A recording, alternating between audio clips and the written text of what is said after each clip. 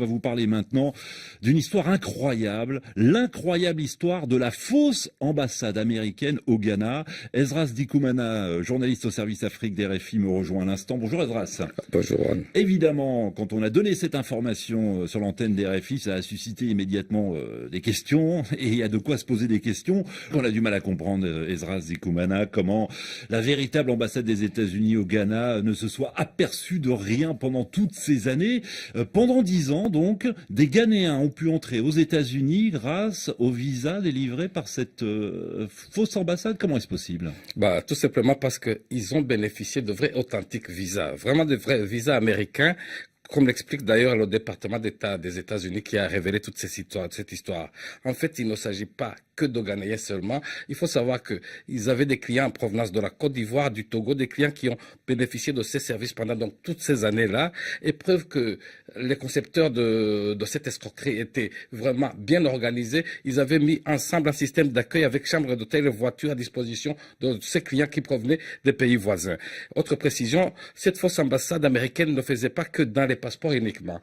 Ils ont délivré également des documents dont on peut avoir besoin pour vivre aux États-Unis, permis de conduire, des diplômes d'université américaine, tout ce qu'il y a d'authentique, et tout ça bien sûr contre de l'argent, $6 000 américains, c'est-à-dire 5 600 € la pièce. Alors la question que tout le monde se pose, c'est sait-on exactement combien de personnes ont pu entrer aux États-Unis grâce à ces visas délivrés par la fausse ambassade américaine? Jusqu'ici, personne ne le sait parce que tout simplement, le département d'État qui a révélé toute cette histoire n'a pas donné de chiffres. Mais vous pouvez vous faire une petite idée de ces chiffres si je vous dis que cette fausse ambassade a ouvert ses portes 3 fois par semaine, c'est-à-dire le lundi, le mercredi et le vendredi, 3 fois par semaine pendant plus de 10 ans avec son personnel composé de Turcs et de Ghanéens qui appartiennent au milieu du crime.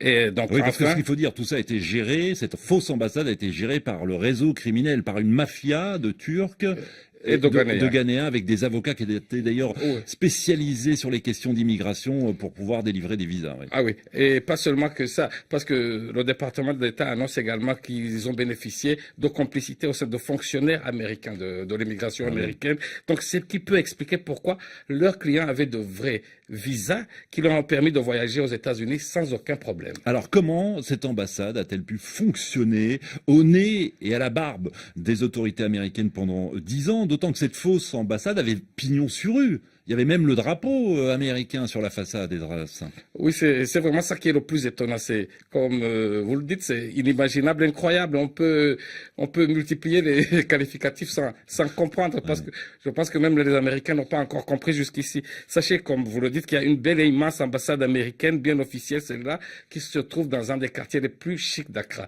Et il y avait à côté cette autre ambassade dans un quartier populaire, une maison à un étage, une maison rose, un peu délabrée, et il y avait aussi un drapeau américain bien planté, bien visible, qui flottait dans l'air, dans les bureaux, la photo du président Obama.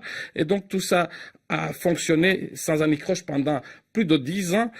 Donc cette fausse ambassade a fonctionné. Et comme le disent certains, peut-être que c'est la meilleure manière de cacher un objet, c'est de le mettre bien en vue, ce qui peut expliquer pourquoi c'est passé inaperçu. Donc les questions ne peuvent pas donc manquer. Alors, qui était au courant, par exemple? De quelle complicité ont bénéficié ce groupe au Ghana de la part de la police ou des autorités ghanéennes?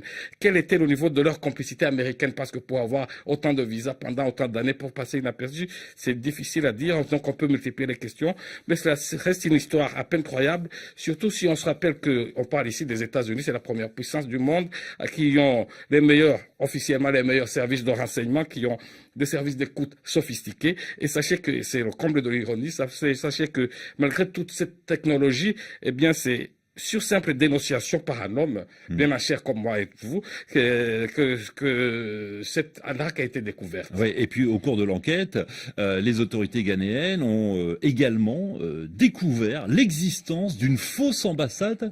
Exactement. Des Pays-Bas. Des Pays-Bas, exactement. Alors, et ce n'est pas seulement ça, ils ont découvert des passeports et des visas de 10 pays, notamment l'Inde, l'Afrique du Sud, etc. C'est incroyable.